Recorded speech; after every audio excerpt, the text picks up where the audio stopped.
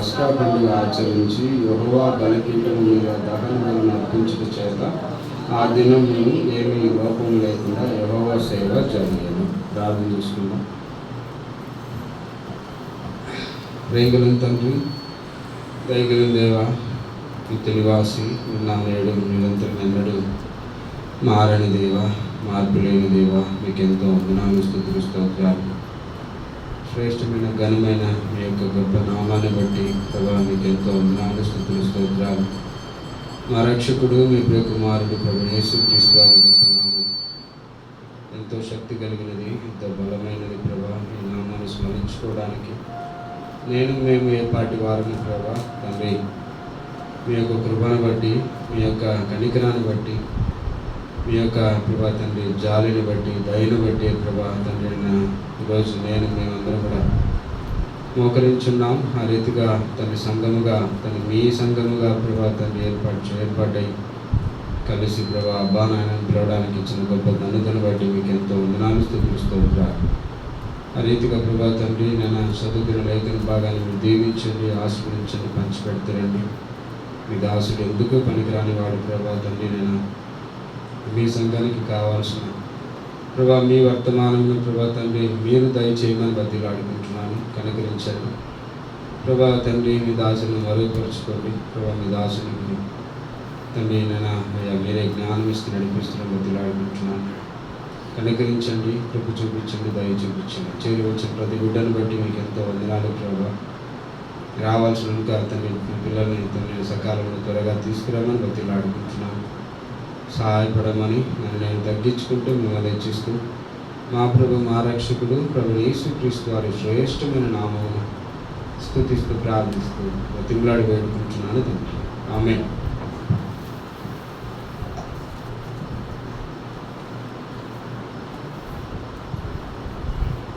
వాక్యం చదువుకుందాం. యోహాను రాసిన సువార్త 4వ అధ్యాయము 23వ వాక్యం, 23, 24 చదువు. అందరం కలిసి చదువు. యోహాను సువార్త 4వ అధ్యాయము 23, 24. అయితే యథార్థముగా ఆరాధించేవారు ఆత్మతోను సత్యముతోను తండ్రిని ఆరాధించే కాలంలో వచ్చుచున్నది, అది ఎప్పుడూ వచ్చి ఉన్నది. తనను ఆరాధించేవారు అట్టివారే కావాలని తండ్రి కోరుచున్నాడు. దేవుడు ఆత్మ కనుక ఆయనను ఆరాధించేవారు ఆత్మతోను సత్యముతోను ఆరాధింపవాలని. ఇక్కడ 23వ అధ్యాయం 23వ వాక్యానికి సంబంధించి కింద మూల భాషలో ఒక మాట ఉంది. ఇక్కడ లాస్ట్లో తండ్రి కోరుచున్నాడు అక్కడ ఉంది కదా, ఇక్కడ మూల భాషలో వెదకుచున్నాడు అని రాయబడింది. అంటే ఇక్కడ దేవుడు ఏం వెతుకుతున్నాడు అని అంటే తనను ఆరాధించే వారిని వెతుకుతున్నాడు. తనను స్తుతించేవారు, తనను గణపరిచేవారు, తనను మహిమపరిచేవారి కోసం ఆయన వెతుకుతున్నాడు. ఏ విధంగా వెతుకుతున్నాడు అంటే యథార్థముగా ఆరాధించేవారు కావాలని, ఆత్మతో సత్యముతో తండ్రిని ఆరాధించేవారు కావాలని ఆయన వెతుకుచున్నాడు. ఒకప్పుడు కూడా దేవుడైన తండ్రి వెతికినాడు ఈ భూలోకం మీద. ఎలా వెతికినాడు అంటే ఎవరైనా దేవుని వెతుకువారు ఎవరైనా ఉన్నారేమో అని వెతుకుతూ వచ్చినాడు. కానీ దేవుని వెతికేవారు ఎవరు లేరని ఇక్కడ కీర్తనకారుడు అదే మాట రాస్తాడు. చూడండి, కీర్తనలు 14వ అధ్యాయము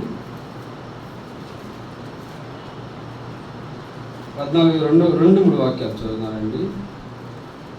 కీర్తనలు 14వ అధ్యాయం 2-3 వాక్యాలు.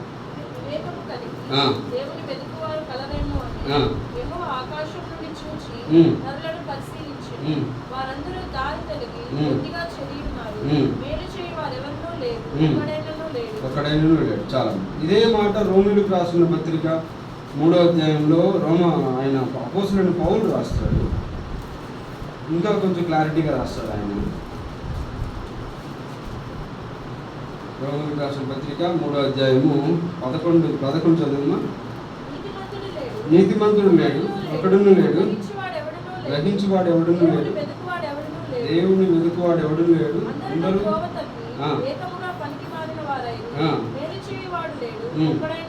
చాలు.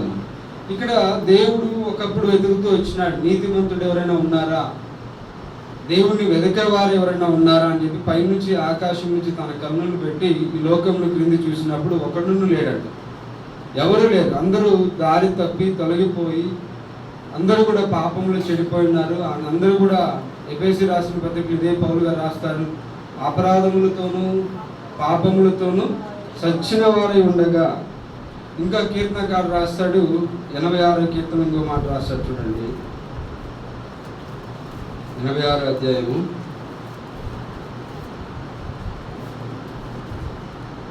13వ వాక్యం చదివాను. 86 13 చదువు.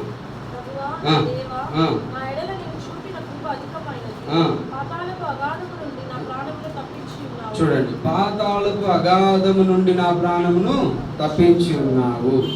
మనమందరం కూడా పాతాళంలోకి వెళ్ళిపోయిన వారు, మనమందరం కూడా పాపము చేత అపరాధము చేత సచ్చిన వారమై ఎక్కడున్నవారు? పాతాళంలో ఉన్నవారు. మనకు ఏమాత్రము కూడా మోక్షం అనేది కానీ, లేకపోతే పరలోక రాజ్యం అనేది కానీ, లేకపోతే విమోచన కానీ, లేకపోతే విడుదల కానీ, ఇవేవి కూడా మనకు అవకాశమే లేని స్థితిలోకి మనం వెళ్ళిపోతూ వచ్చినాం. మన పాపం చేత అపరాధం చేత చచ్చిపోయిన వారు. లాజరు ఏ రీతిగా చనిపోయి 4 రోజులు అవుతూ వచ్చిందో అదే రీతిగానే మనము కూడా ఏమవుతూ వచ్చినాం. మన పాపము చేత మన అపరాధము చేత మనం చచ్చిన వారమై ఈ లోకంలో నశించిపోయి నరకానికి పాత్రులుగా, ఇంకా మనల్ని విడిపించేవారు ఎవరు లేరు అని మనకి ఇంకా ఎవరు గతి లేదు అనే స్థితిలో దేవుడు ఈ లోకానికి ఆయన ప్రియకుమారుడైన ప్రభువైన యేసుక్రీస్తు వారిని పంపించి తన ప్రజలను రక్షించుకోవాలని, తన పిల్లల్ని పైకి తీసుకురావాలని, తన పిల్లల్ని అక్కడ విమోచించాలని, విడుదల చేయాలని గొప్ప సంకల్పంతో నిన్ను నన్ను ఎంతగానో రక్షించుకుంటూ వచ్చినాడు ప్రభువైన యేసుక్రీస్తు వారు. ఆ రకంగానే తన యొక్క కృపను అనుగ్రహించి ఆ కృప ద్వారానే మనం అందరం కూడా రక్షించబడి ఉన్నాం. మనమందరము కూడా దేవుని పక్షమున మనం చేరి ఉన్నాం. ఇంకా రోమిలకు రాసిన పత్రికలో అపోస్తలుడైన పౌలు రాస్తున్నట్లుగా మనము పాప దాస్యంలో నుంచి విడిపించబడి నీతికి దాసులుగా మనం చేర్చబడుతూ వచ్చినాం. ఇవంతా కూడా దేవుడు మనకిచ్చిన అనుగ్రహత, దేవుడు మనకిచ్చిన ఒక గొప్ప కార్యం, మన పట్ల చేసిన కార్యం, మనకి ఆయన ఇచ్చిన ఒక గొప్ప ఈవెను కూడా మనం చెప్పొచ్చు. ఈ ఈవును కలిగిన మనము, ఈ యొక్క రక్షించబడిన జనముగా ఉన్న మనము, ఈ యొక్క విమోచించబడిన వారుగా ఉన్న మనము, దేవుణ్ణి తెలుసుకున్న వారంగా మారిన తర్వాత ఇప్పుడు ప్రభువు ఏమని వెతుకుతున్నాడంటే, యథార్థంగా ఆరాధించేవారు ఉన్నారా, ఆత్మతో సత్యముతో దేవుడు నన్ను ఆరాధించేవారు ఎవరైనా ఉన్నారా అని ఆయన వెతుకుతూ ఉన్నాడు. ఈ రకమైన వెతుకులాట ఆయనలో కనిపిస్తూ ఉంది. ఎందుకు అనంటే సంఘము ఇప్పుడు ఆయన ఏర్పాటు చేసుకున్న సంఘము, ఆయన స్వరక్తం ఇచ్చి కొనుక్కున్న సంఘము, ఆయన ఎంతగానో ఇష్టపడి మనల్ని కూడా ప్రేమించి మనల్ని కూడా ఎంతగానో ఆయన అత్యధికమైన కృపను కుమ్మరించి మనల్ని విమోచించుకున్న సంఘము ఏ రకంగా మారిపోయింది అని అన్నట్లయితే, ఆరాధనలో యథార్థత ఉండట్లేదని, ఆరాధనలలో ఆత్మతోను సత్యముతో దేవుని యొక్క ఆరాధన లేదని ఆయన వెతుకుతూ ఉన్నాడంట. పాత నిబంధన గ్రంథం ప్రకారంగా చూసుకుంటే ఎవరైనా వివేకము కలిగి నన్ను వెతికేవారు ఉన్నారని ఎత్తులాడుతూ వచ్చిన దేవుడు, సరే వివేకము లేక ఇంకా చెప్పాలంటే ఇక్కడ ప్రభువైన యేసుక్రీస్తుని పంపించిన విధానము చూద్దాం రండి. లూకా సువార్త 19వ అధ్యాయం 10వ వాక్యం అందరికి తెలిసిన భాగమే. లూకా సువార్త 19వ అధ్యాయం 10వ వాక్యం. నశించిన దానిని వెదకి రక్షించుటకు మనుష్య కుమారుడు వచ్చునని అతనితో చెప్పాను. నశించిపోయిన వారంగా ఉన్న మనలను వెదకి రక్షించుట కొరకు ఆయన ఈ లోకానికి వచ్చినాడు. మనమందరం కూడా నశించిపోయినాం, మనందరం కూడా పాపంలో జారిపోయి మనందరం కూడా ఇంకా అసలు ఎందుకు పనికిరాని స్థితిలో మనం వెళ్ళిపోతూ వచ్చినాం. అగాధమైన స్థలంలోకి, ఆ పాతాళంలోకి దిగిపోయిన వారంగా మనం ఉంటూ వచ్చినాం. ఇంకా మనల్ని చెయ్యెత్తి చూపించినా కూడా పైకి మనల్ని విడిపించేవారు లేని స్థితిలోకి వెళ్ళిపోయినప్పుడు ప్రభు ఎంతో కరుణ చూపించి, మన పట్ల జాలి చూపించి, మనల్ని ఎంతగానో ఆయన ప్రేమించిన విధానం మనకందరికి తెలుసు. మన వ్యక్తిగతంగా, కుటుంబంగా, సంఘముగా ఆయన ఎంత ప్రేమించినాడో, ఎంతగా మనల్ని ఆదుకుంటూ వచ్చినాడో, ఎంతగా మనలను ఇంతవరకు క్షేమంగా కాపాడుకుంటూ వచ్చినాడో మనందరికి తెలుసు. ఆ రకంగా ప్రేమించిన మహా గొప్ప దేవుడు ఆయన వెతుకులాట ఎలా ఉందంటే, యథార్థమైన ఆరాధన కావాలని. మన దగ్గర యథార్థమైన ఆరాధన ఉందా? నేను అంటే ప్రభు అడిగే మాట, నేను నీ పక్షాన చేసిన కార్యములు, నేను నీ పక్షాన చేసిన సిలువ యాగము నీకు గుర్తుందా? సిలువ యాగములో నేను ఏ రకంగా నేను ప్రేమించాను, నేను మిమ్మల్ని ఏ రకంగా నేను మిమ్మల్ని పైకి తీసుకురావడానికి, ఆ మరణం అనే ఉచ్చులో నుంచి మిమ్మల్ని పైకి తీసుకురావడానికి నేను ఏ రకంగా నేను ప్రయాసపడ్డాననేది మీకు గుర్తుందా? మీకు ఆ యొక్క గుర్తు అంటే నేను చేసిన కార్యము, నేను చేసిన ఒక గొప్ప ఆ ఒక పని, ఆ తపన, ఆ ఆరాటం, ఆ ఒక ఎవరు చేయలేని గొప్ప కార్యం చేసిన విధానం మనకు గుర్తుందా అనేది దేవుడు అడుగుతున్న ప్రశ్న. ఆ రకమైన గుర్తు మనలో ఉన్నట్లయితే యథార్థంగా దేవుని ఆరాధించేవారు ఆత్మతోను సత్యంతోనూ దేవుని ఆరాధిస్తారు. అదేవిధంగా కీర్తనకారుడు ఆరాధిస్తున్నాడు. చూద్దాం రండి. ఇదే కీర్తన రాసిన పత్రిక 86వ అధ్యాయంలో 8వ వాక్యం 9వ వాక్యం చదువుమా.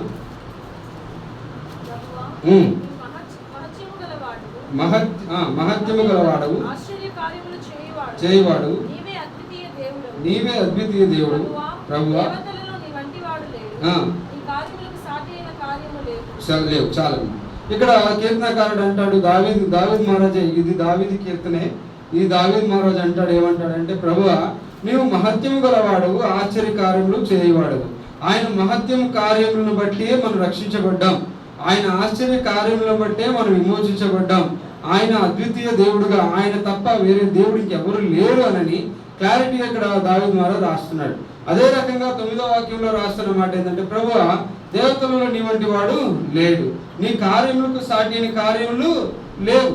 ఈ రకంగా దావీదు మహారాజు ఆరాధన చేస్తున్నాడు. అంటే తన జీవితంలో ప్రతి క్షణము కూడా, ప్రతి దినము కూడా దేవుడు ఆయన జీవితంలో చేసిన మహత్ కార్యములను గుర్తు చేసుకుంటున్నాడు, ఆయన జీవితంలో చేసిన గొప్ప కార్యములను గుర్తు చేసుకుంటున్నాడు. అంతేమాత్రం కాకుండా, ఆ ప్రభువా దేవతలలో నీ వంటి వాడు ఎవరు లేరు. ఈ లోకంలో అనేక దేవుళ్ళుగా అనేక మంది ఉండొచ్చు, కానీ ఇలాంటి దేవుడు, ఇటువంటి మహా గొప్ప దేవుడు అనే ఆయన ఇంక ఈ లోకంలో ఎవరు లేరు, ఆయన తప్ప ఇంకెవరూ లేరు. అటువంటి ఒక గుర్తింపు దావీదు మహారాజు జ్ఞాపకం చేసుకొని ఆయనను స్తుతిస్తున్నాడు, ఆయన ఆరాధన చేస్తున్నాడు. అంటే ఆయన ఆత్మలో గుర్తు తెచ్చుకుంటున్నాడు. అంటే మనము ఈ లోకంలో ఇప్పుడు మనం ఆరాధన చేయడానికి వచ్చిన మనం అందరము కూడా శారీరకంగా ఆరాధన చేయొచ్చు, కానీ శారీరకంగా ఆరాధన దేవుడికి ఇష్టమైనది బలి అయితే కానే కాదు. అది మన సొంత ఆలోచన ప్రకారంగా, మన సొంత మాటల ప్రకారంగా, మన సొంత ఆరాధన దేవుడు ఏమాత్రం కూడా ఇష్టపడడు. ఎందుకనంటే నీ సొంత ఆరాధన నాకు అవసరమే లేదు, నేనిచ్చే పరిశుద్ధాత్మ దేవుని సహాయంతో నువ్వు చేసే ఆరాధన నాకు ఎంత అవసరం అని అంటున్నాడు. ఆ రకంగానే ప్రభువు చేత మనం రక్షించబడిన మనము, విమోచించబడిన మనము, పరిశుద్ధాత్మ దేవుని పొందిన మనము, ఆ పరిశుద్ధాత్మ దేవుని సహాయంతో చేసే ఆరాధన అది హృదయానుసారమైన ఆరాధన. ఆ హృదయానుసారమైన ఆరాధన అది ఆ ఒక దహన బలి దేవుడికి ఎంతో ఇష్టం. ఆ రకమైన ఇష్టబలిగానే దేవుడు ఇష్టపడతాడే తప్ప మన సొంతంగా చేసే ఆరాధన, మన సొంత మాటలతో మనం ఊహించుకొని చేసుకునే ఆరాధన దేవుడు ఏమాత్రము కూడా ఇష్టపడడు. ఇది మనం అందరం నేర్చుకోవాల్సిన పెద్ద పాఠం. ఎందుకంటే దేవుని సంఘం, ఇది దేవుడి చేత రక్షించబడిన ఏర్పాటు చేసుకున్న సంఘము. ఈ సంఘములో మనము నిలబడి ఆరాధన చేసే ఆరాధన కూడా ఆయనకి ఇష్టానుసారంగా ఉండాలి తప్ప, ఆయన చిత్తానుసారంగా ఉండాలి తప్ప, ఆయనకి ప్రీతికరంగా ఉండాలి తప్ప, మన సొంత ఆలోచన, మన సొంత విధానంలోకి ఏమాత్రం కూడా మనం పోకూడదు. ఆ రకంగా మనం చేయకూడదు. ఈ రకంగా చేస్తే దేవుడికి అది ఇష్టం లేని ఆరాధనగా ఉంటుంది. అంతేమాత్రం కాకుండా ఇంకో మాట చూద్దాం రండి. కీర్తనల గ్రంథము 100వ అధ్యాయంలో ఒక మాట చూడండి. కీర్తన 100వ అధ్యాయం 2వ వాక్యం చదువుమా.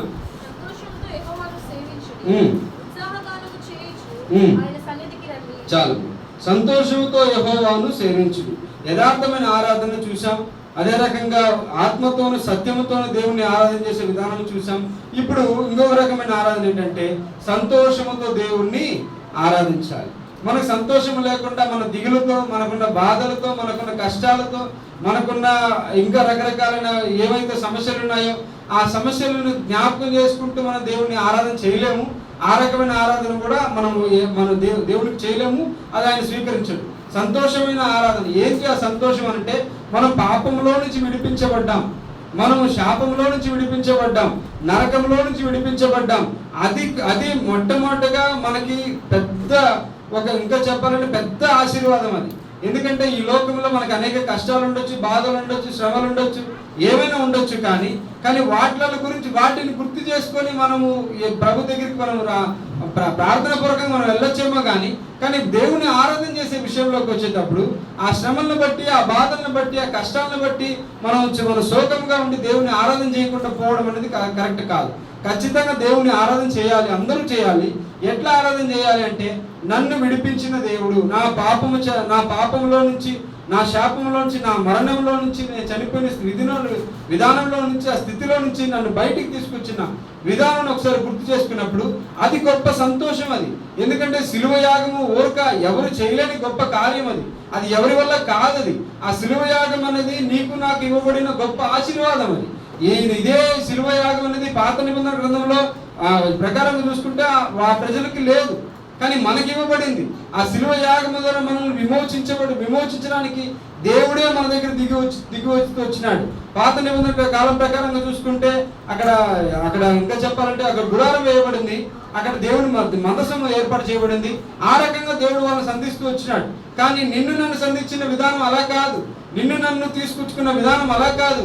స్వయంగా ఆయనే ఈ లోకానికి దిగి ఆయన సొంత రక్తాన్ని కార్చి ఆయన ఎన్నో శ్రమలు అనుభవించి నిందలు పడి, బాధలు పడి, అక్కడ చేతులలో కాళ్ళలో మేకులు కొట్టించుకొని, అక్కడ వీపున కొరడా దెబ్బలతోనూ, తలలో ముళ్ళ కిరీటంతోనూ, పక్కన వల్లెపోటముతోనూ, ఈ రకంగా ఆయన పొందిన శ్రమల ద్వారా నిన్ను నన్ను సంధిస్తూ వచ్చినాడు, నిన్ను నన్ను వెతికాడుకుంటూ వచ్చినాడు. అయ్యా బిడ్డ, నేను నీకోసం ఈ రకంగా చనిపోయినాను, రా, నిన్ను విమోచిస్తాను, ఒక్క మాట నన్ను అడుగు అని చెప్పి ఈ రకంగా నిన్ను నన్ను సంధిస్తూ వచ్చినాడు. ఈ రకంగా నా దగ్గరికి వస్తూ వచ్చినాడు. ఈ రకంగానే వెతుక్కుంటూ వచ్చినాడు నిన్ను నన్ను నశించిపోయిన నీ జీవితాన్ని, నా జీవితాన్ని బాగు చేయడానికి. ఒక్కసారి ఈ రకమైన సంధింపు, ఈ రకమైన ఈ యొక్క గొప్ప ఆశీర్వాదం పాత నిబంధన కాలం ప్రకారం వాళ్ళకి లేదు. వాళ్ళని సంధించిన విధానం వేరు, కానీ నిన్ను నన్ను సంధించిన విధానం వేరు.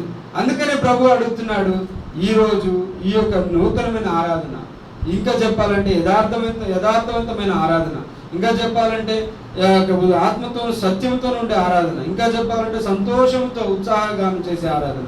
ఈ రకంగా మనం సంధించిన దేవుడు, ఇది మనకు సంతోషకరమైన ఒక గొప్ప అనుభూతి, సంతోషకరమైన అనుభూతి. ఇదే సంతోషం. ఇంకా ఈ లోకంలో ఉండే కష్టాలు, బాధలు, శ్రమలు అవన్నీ మనకు అసలు లెక్క కూడా లేవు. కష్టాలు వస్తుంటాయి, పోతుంటాయి, బాధలు వస్తుంటాయి, పోతుంటాయి. ఎంతోమంది మన మీద నిందలు వేస్తుంటారు, పోతుంటారు, ఏదైనా చేయొచ్చు. బట్ అవన్నీ సెకండ్ పార్ట్. అవి మనకు అసలు మందిరానుసారంగా చూసుకుంటే, అంటే ఇంకా సంఘానుసారంగా, వాక్యానుసారంగా, దేవునిసారంగా చూసుకుంటే, లోకానుసారంగా ఉండేటివి అవి లెక్కకు రావు. ఆ కష్టాలు లెక్కకు రావు, ఆ బాధలు లెక్కకు రావు. ఎందుకంటే క్లియర్గా ప్రభు చెప్పిన మాట ఏంటంటే, ఈ లోకంలో మీకు ఏముంది? శ్రమ ఉంది. అది ఆయనే క్లారిటీగా ఇచ్చిన స్టేట్మెంట్ అది. కానీ దాని ప్రకారంగా మనము నాకు ఈ బాధ జరిగింది, ఈ కష్టం జరిగింది, ఇది జరగలేదు, నేను అనుకున్నది ఇది రాలేదు, నేను ఇది చేయాలనుకుంటే చేయలేకపోయినాను, దేవుడు నాకు సహాయపడలేదు, అందుకని నేను ఆరాధించను అని కూర్చుంటే అది కరెక్ట్ అయిన విధానం కాదు. మనకిచ్చిన గొప్ప ఆశీర్వాదం సిలువ యాగము ద్వారా నీకు నాకు ఇవ్వబడిన ఆశీర్వాదం. ఆ కృప సిలువ యాగము ద్వారా నీకు నాకు మన దగ్గరికి వస్తూ వచ్చింది. ఆ కృపను మనం పొందుకున్న ఆ యొక్క ఆశీర్వాదం పొందుకున్న మనం దేవుణ్ణి ఆరాధించుకుని ఎలా ఉండగలుగుతాం? ఖచ్చితంగా దేవుణ్ణి ఆరాధన చేయాలి. రక్షించబడిన, విమోచించబడిన ఎవరైనా సరే దేవుని ఆత్మతోను, సత్యముతోను యథార్థంగా దేవుని ఆరాధన చేయాలి. ఆ రకంగా మనము చేసే ఆరాధన ఆనాడు పాత నిబంధనలో ఒక గుడారము, ఆ పాలెము వాళ్ళ మధ్యన ఏర్పరచుకున్న ఒక ప్రసన్నత ఆ గుడారం చుట్టూ నిండిందంట. అదేవిధంగా మన ఆరాధన కూడా, ఈ సంఘంలో మనం చేసే ఆరాధన ఆయన ప్రసన్నతను బట్టి ఈ సంఘం అంతా కూడా నింపబడే విధంగా మన ఆరాధన ఉండాలి. ఆ రకమైన ఆరాధన దేవుడు ఇష్టపడతాడు. ఆ రకమైన ఆరాధన దేవుడు ఎంతగానో ఆయన ఆశిస్తాడు. ఇది నాకు కావాల్సిన ఆరాధన. అందుకే మన భక్సింగ్ గారి సావాసంలో ఎక్కడా లేని విధంగా ఆరాధనకు ముందుగా వాక్యం అనేది పెడుతూ వచ్చినారు. మీరు ఇంకా వేరే ఒక విధానంలోకి వెళ్ళి చూసారంటే, ఏదో కొన్ని సంఘాలలో వాక్యానికి ముందుగా ఆరాధన ఉంటుందేమో, కానీ వేరే సంఘాలకు అయితే ఆరాధన విధానంలో వాక్యం అనేది ఉండదు.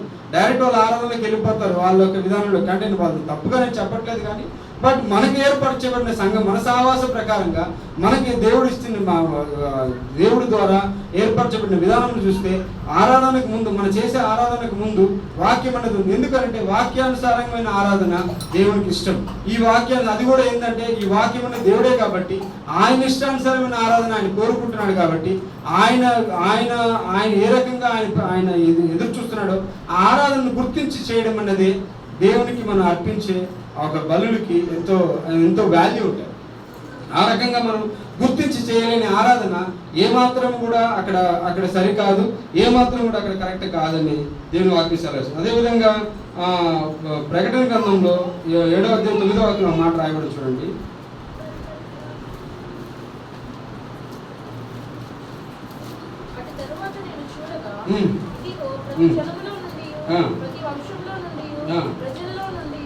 ఆయా భాషలు మాట్లాడు వారిలో నుండి వచ్చి ఎవరినో లెక్కింపజాలని ఒక గొప్ప సమూహము కనబడెను.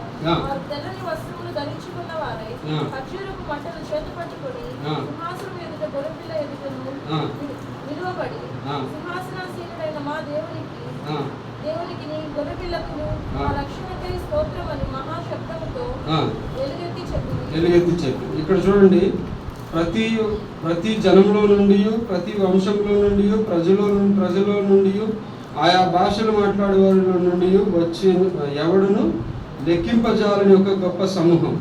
ఈరోజు ఆదివారం ప్రభుదినం. సరే, ఇంకా బయట ప్రపంచపరంగా చూసుకుంటే కొన్ని దేశాలలో శుక్రవారం ఆరాధన చేస్తారు.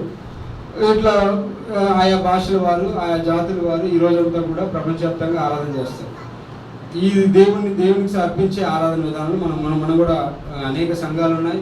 అనేక సంఘాలు ఉన్న మనుషులందరూ కూడా దేవుని ఆరాధన చేయడానికి దేవుని ఆరాధన చేస్తూ వస్తారు.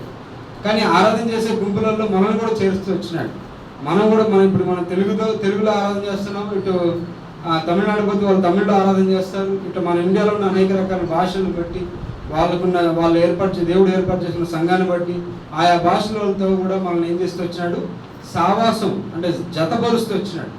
ఇక్కడ ఆరాధన చేసుకుంటూ వచ్చిన విధానంను దేవుడు ఎంతగానో క్రియేట్ చేసుకుంటూ వచ్చిన విధానంను మనం ఒకసారి చూస్తే ఈ జన సమూహం అంతా కూడా ఎక్కడికి వెళ్తుందంట, పరలోక రాజ్యానికి వెళ్తుందంట. అక్కడ దేవుని సింహాసనం ఎదుటే అక్కడ నిలబడి తెల్లని బట్టలు ధరించుకున్న ఆ గొప్ప జన సమూహము, ఆయా భాషల వారు, ఆయా దేశస్తులు, ఇంకా చెప్పాలంటే ఎవరమ్మా ఆయా జాతుల వారు, వాళ్ళందరూ కూడా అక్కడ లెక్కింపజాలని ఒక గొప్ప సమూహం. ఆ సమూహంలోకి నన్ను జతపరుస్తూ వచ్చినాడు. ఇది మీరు ఒక్కరే కాదు, మీరు ఇక్కడున్న నెల్లూరు జిల్లాలో ఉన్న ఇక్కడ ఎన్జిఓ కాలనీలో ఉన్న యెరూషలేము సంఘం మాత్రమే కాదు, మనమంతా కూడా గొప్ప సమూహము, మీరంతా కూడా గొప్ప సమూహము, మీరందరూ కూడా నాకు ఇక్కడ మాత్రమే కాదు నా దగ్గరికి, నా సింహాసనం దగ్గరికి వచ్చి మీరు అక్కడ నన్ను ఆరాధన చేసుకునే విధానం కూడా అక్కడ కూడా ఆ అధికారంలో కూడా మీకు ఇవ్వబోతున్నాను. ఆ రకంగా కూడా మీరు రావాలని మనకి ఇచ్చిన ఒక నిరీక్షణ, గొప్ప నిరీక్షణను దేవుడు మనకిస్తూ వచ్చినాడు. ఆ రకంగా మనం ఇక్కడ చేసే ఆరాధన యథార్థవంతమైన ఆరాధన, ఆత్మతో సత్యంతో చేసే ఆరాధన, సంతోషంతో చేసే ఆరాధన. ఈ రకంగా మనము ఆదివారం మాత్రమే కాదు కానీ అనుదినము అనుక్షణము మనము ఆయనకి ఇస్తూ వస్తున్న దహన బలులను చూసి దేవుడు సంతోషపడి, దేవుడు ఎంతగానో ఆనందపడి ఆ రకమైన ఈ ఆరాధన నాకు కావాలని చెప్పి పరలోక రాజ్యంలో నన్ను తీసుకెళ్ళడానికి ఆయన మనల్ని సిద్ధపరుస్తున్నాడు. ఇది మనం గుర్తించాల్సిన ప్రాముఖ్యమైన ఇంకొక విషయం. ఎందుకంటే ఇక్కడ మాత్రమే కాదు, అంటే మన ఆరాధనకి ఎంత వాల్యూ ఉన్నదనేది మనం నేర్చుకోవాలి. ఇక్కడ మనం చేసే ఆరాధనకి దేవుడు ఎంత వాల్యూ ఇస్తున్నాడంటే మీరు ఇక్కడ మాత్రమే కాదు కానీ ఈ ఆరాధన నాకు పరలోక రాజ్యంలో నా సింహాసనం ఎదుట కూడా నాకు కావాలి అని ఆయన కోరుతున్నాడు. ఆ రకమైన ఆరాధనగా మనం చేయాలి. ఆ రకంగా దేవుడు అంతగా ఇష్టపడి మనల్ని పైకి తీసుకెళ్తానన్న గొప్ప నిరీక్షణ ఎంతగానో ఆయన మనకి ఇస్తున్నాడు. కాబట్టి ఆ నిరీక్షణను బట్టి మనం దేవుణ్ణి ఆరాధన చేయాలి. ఈ రకమైన ఆరాధన దేవుడు ఎంతగానో ఇష్టపడతాడు. ఆ రట్లనే ఆ ఒక గొప్ప జన సమూహంలో మనం చేర్చబడబోతున్నాం. ఇక్కడ చేర్చబడి ఉన్నాం. ఇక్కడ మనం శారీరకంగా ఈ లోకానుసారంలో ఈ రోజు దేవుని ఆరాధన చేసే ఎంతో మంది గొప్ప కోట్ల మంది ప్రజలు దేవుని ఆరాధన చేస్తూ వస్తున్నారు. ఆ జన సమూహంతో మన సావాసం పరిచినాడు, జతపరిచినాడు.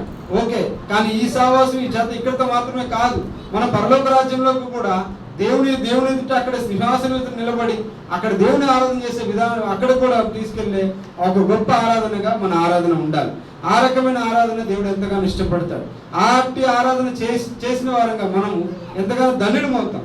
ఈ ఆరాధనను లేక దేవుని, నిజమైన దేవుణ్ణి, మహత్యం కలిగిన దేవుణ్ణి, ఇంకా చెప్పాలంటే ఇంకో మాట అంటాడు చూడండి, కీర్తనకారుడు 86వ అధ్యాయము 15వ వాక్యం చూద్దాం ఒకసారి.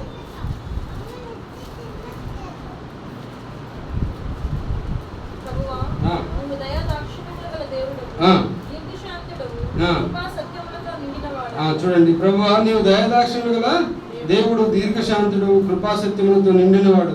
ఈ దయాదాక్షిణ దేవుణ్ణి, దీర్ఘశాంతమైన దేవుణ్ణి, కృపాసత్యములతో నిండిన దేవుణ్ణి ఆరాధించలేని జనం ఎంతమంది ఉన్నారో, ఇంకా దేవుణ్ణి, ఈ గొప్ప దేవుణ్ణి తెలుసుకోకుండా అనేక మంది జనములు ఉన్నారు. కానీ వాళ్ళందరూ కూడా నన్ను ఆరాధిస్తారని ఇదే అధ్యాయంలో ఒక మాట రాయబడి చూడండి. 10వ వాక్యం చదువు.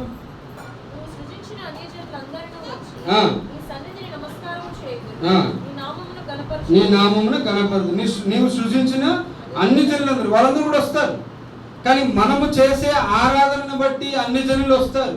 మనము చేసే దేవుణ్ణి స్తుతించే విధానాన్ని బట్టి అన్ని జనులు రావాలి. మనము చేసే దేవుణ్ణి గణపరిచే విధానాన్ని బట్టి అన్ని జనులు రావాలి. మనలను మోడల్గా, మనలను ఒక బ్రాండ్ అంబాసిడర్గా, అంటే ఈ బ్రాండ్ అంబాసిడర్ ఎట్లా అంటే, ఒక సోప్ని ఒక బయటి ప్రజలకు తీసుకెళ్లాలంటే సోప్ తయారు చేసిన ఓనర్ ముందుకు రాడు. ఎవరిని తీసుకొస్తాడు? ఒక సెలబ్రిటీని తీసుకొస్తాడు. సెలబ్రిటీని తీసుకొచ్చి టీవీలో అడ్వర్టైజ్మెంట్ ఇచ్చి ఆ సెలబ్రిటీ ద్వారా సోపును ప్రజల్లోకి తీసుకెళ్తాడు. కానీ క్రీస్తు ప్రభు వారు మనల్ని సెలబ్రిటీగా చేస్తూ వచ్చినాడు. నిన్ను నన్ను ఏర్పాటు చేసుకొని మీరే నా సెలబ్రిటీస్ అని చెప్పి మనలను ప్రజల్లోకి తీసుకెళ్ళి మనం చేసే ఆరాధనను బట్టి, దేవుణ్ణి మనం స్తుతించే విధానాన్ని బట్టి, దేవుణ్ణి గణపరిచే విధానాన్ని బట్టి ఏ రకంగా సోపు ప్రజల్లోకి వెళ్ళిందో, ఏ రకంగా ఒక ప్రోడక్ట్ ప్రజల్లోకి వెళ్తుందో ఆ రకంగా వెళ్ళిందో, అదే రకంగా దేవుడు అనే క్రీస్తుని తీసుకెళ్లే గొప్ప అవకాశం మనకిస్తూ వచ్చినాడు. మనల్ని తీసుకెళ్ళమన్నాడు. మీరు వెళ్ళండి, నా బ్రాండ్ అంబాసిడర్లు మీరు, నా బ్రాండ్ మీరు. సోపును తయారు చేసిన ఆ కంపెనీ ఓనర్ రాడు ముందుకి. ఆ ఓనర్ వచ్చి అడ్వర్టైజ్మెంట్ చేయడు. ఆ ఓనర్ ముందుకు వచ్చి నేను సోపును తయారు చేసినాను అందరూ తీసుకోండి అని చెప్పడు. ఒక సెలబ్రిటీని సెలెక్ట్ చేసుకుంటాడు. అట్లనే ఏదైనా ఒక సోప్ అయినా సరే, వాటర్ ఇట్ ఇస్ మేబీ, ఒక ఏదైనా ప్రోడక్ట్ ఒకటి తయారు చేసినప్పుడు ఆ ప్రోడక్ట్కి ఏ రకంగా సెలబ్రిటీని తీసుకెళ్తాడో అట్లే విధంగానే క్రీస్తు అనే ఆయన ఇచ్చిన రక్షణ బట్టి ఆ రక్షణ సువార్త అందరికీ వెళ్ళాలి అని అంటే మన ఆరాధనలోనే ఉంది. మనం చేసే ఆరాధన, మనం ఈ లోకంలో దేవుని కనపరిచే విధానం, మనం ఈ లోకంలో దేవుణ్ణి మహిమపరిచే విధానం, దేవునికి అర్పించే స్థుతులు, అక్కడ ఏ లోపము లేకుండా. అదే మనం మొట్టమొదటిగా చదువుకున్న మాట చూద్దామండి. 2వ దినవృత్తాంతముల పత్రిక 35వ అధ్యాయము 16వ వచనం చదువుమా.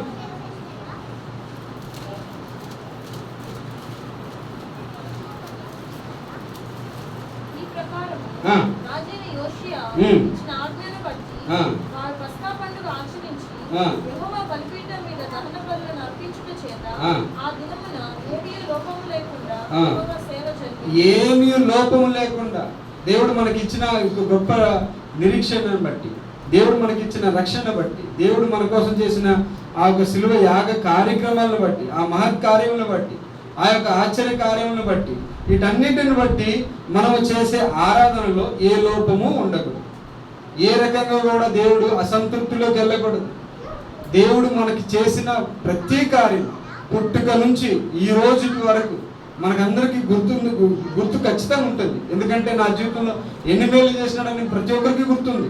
ఆ ప్రతి ఒక్క ఆ మేలులన్నింటినీ ఒక్కసారి మనం ఊహించుకోండి. ప్రభా, నా జీవితంలో మీరు చేసిన మహత్కార్యములు, ఆ ఆశ్చర్య కార్యములు, అమోఘమైన కార్యములు, మీరు తప్ప వేరే దేవుడే లేడు నా జీవితంలో అనే విధానంలోకి మనము తీసుకొచ్చిన ఆయన ఆ రకమైన విధానంలోకి తీసుకొచ్చిన ఆ యొక్క ప్రభావం, ఇవన్నీ కూడా మనం జ్ఞాపకం చేసుకొని దేవుడికి అర్పించే ఆరాధనలలో లోపము లేనిదిగా ఉండాలి. లోపము లేకుండా ఉంటే యెహోవాకి గొప్ప సేవ ఈ లోకంలో జరగదు. నిన్ను నన్ను అందుకే మనల్ని ఏర్పాటు చేసుకున్నది అందుకే. మీ దగ్గర నుంచి నాకు కావాల్సింది యథార్థవంతమైన ఆరాధన, ఆత్మతోను, సత్యముతోను, సంతోషముతోను. నేను చేసిన గొప్ప కార్యములను బట్టి, మీరు చేసే ఆరాధనను బట్టి అన్ని జనులందరూ కూడా వచ్చేయాలి. వాళ్ళందరూ కూడా వచ్చేసి వాళ్ళు కూడా ఈ గొప్ప జన సమూహంలో, లెక్కింపజాలని గొప్ప సమూహంలో చేర్చబడాలి. ఆ రకంగా చేర్చబడాలి అంటే మన ఆరాధన యథార్థవంతంగా, ఆత్మతోను, సత్యముతోను, సంతోషముతో, గొప్ప నిరీక్షణ కలిగిన వారంగా మనం ఉన్నాం. కాబట్టి ఈ నిరీక్షణను బట్టి దేవునికి ఇచ్చే ఆరాధన ఈ రకంగా వాక్యానుసారంగా మనం తీసుకున్న విధానం బట్టి ఆయనకి చేసే ఆరాధన గొప్పగా ఉండాలి. ఎందుకంటే ఆయన గొప్ప దేవుడు. ఒక మాట చూద్దామండి. యెషయా గ్రంథంలో ఒక మాట ఉంది. యెషయా గ్రంథము 14వ అధ్యాయము 14-15 అనుకుంటా.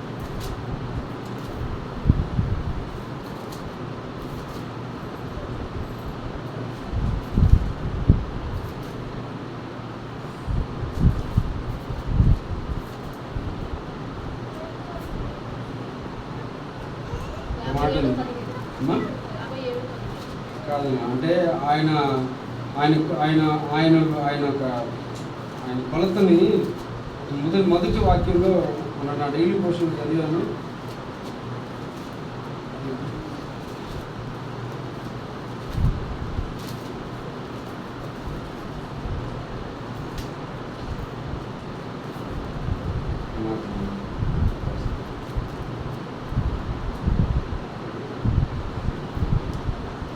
ఆయన కూర్చున్న విధానము, కూర్చునేటప్పుడు ఆయన ఒక వస్త్రం యొక్క ఒక దాన్ని తమిళ్లో తొంగలుగలు అంటారు.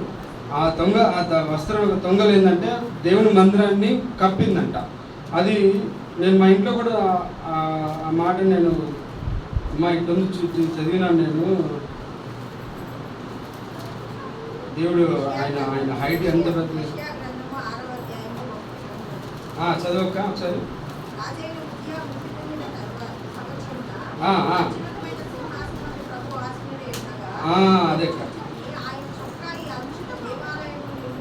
చూడండి, చొక్కా యొక్క అంచు అంటే పరలోక రాజ్యము పెద్దది.